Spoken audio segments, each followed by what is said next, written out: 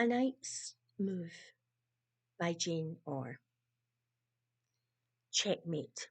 I love saying that word, checkmate. It usually means I've won the game. Not always, though. A very wet weekend in a caravan in Rossi when I first won a game. It was a fluke as I had just learned to play. Maybe learned is not the right word.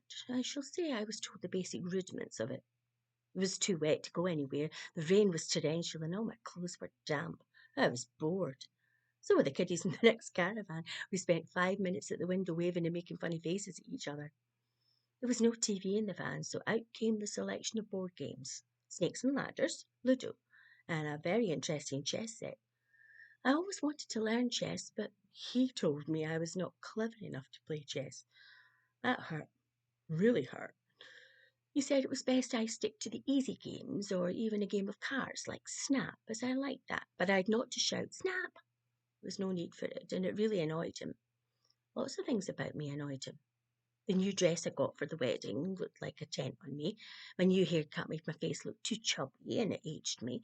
I thought perhaps the fact that I was breathing annoyed him.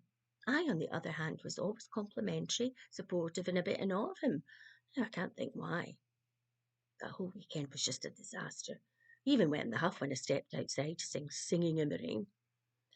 Back home, I decided to join a chess club, and I was surprised to pick it up easily. Then I bought you. The night piece was always my favourite, and I hoped that one day night would come in shining armour and rescue me from my boring existence. You keep me on my toes, don't you? Your move now. You couldn't understand why I wanted to join a chess club, saying it would be too cerebral for me. I think he was forgetting I had 5 hires. Oh, you crafty thing. I wondered if you would do that. I need to think now. Oh, the sun shone the day of the wedding. Everyone was happy and enjoying socializing in the sun. I met an old school friend who at one time was my boyfriend for a whole 3 weeks before we left school. He certainly had matured well and complimented me on how fabulous I looked. I'd never been called fabulous before. He also thought it was awesome I was a member of a chess club. Awesome? Never been described as that before. Well, we danced, and boy, could he dance. I could feel the breeze in my face as we walked round the dance floor. My feet hardly touched the ground. It was exhilarating. Someone didn't look very happy. As I looked at him with a scowl on his face, he now annoyed me. He sat there in the suit that made him look like the accused, with the awful combination of black shoes and white socks and a comb over that never stayed in place. His face looked like a wet weekend, and it was obvious that he was jealous. That amused me, and then I realised the fact that he was breathing annoyed me very much. After the wedding, reality kicked in. I was told I'd made a real fool of myself by galloping round the dance floor like a fairy elephant. Everyone was looking at me and laughing. That hurt. For one day I felt good and was having fun when I was so cruelly brought back down to earth. What was the point of dressing up? I would still always be plain old fat me. Jim, my old friend, asked if we could meet for coffee. I thought, why not? We could reminisce about school days. Hmm, I'm not paying attention today. You're going to win this, aren't you?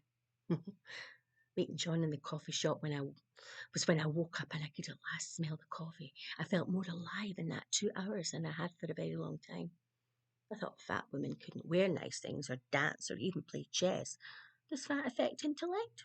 Don't think so. I could still smell the coffee as I walked home. He was not happy when I packed up his stuff from my house. I knew those big IKEA bags would come in handy. He was extremely annoyed, so much that his comb over kind of flicked over the wrong way. It's a shame, as he would be quite good looking if he cut and styled it. John and I have had a few coffees, and he wants me to teach him to play chess.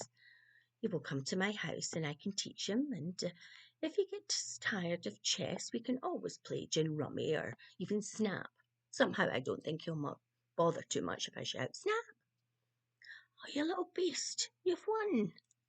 Well, no, I would say I have won. My prize? Confidence, self-belief, and I think at last a knight. Not a knight to sweep me off my feet, but just to ride alongside me and maybe look out for and appreciate me for who I am and what I look like. I'm feeling good. So let's have another game. Your move.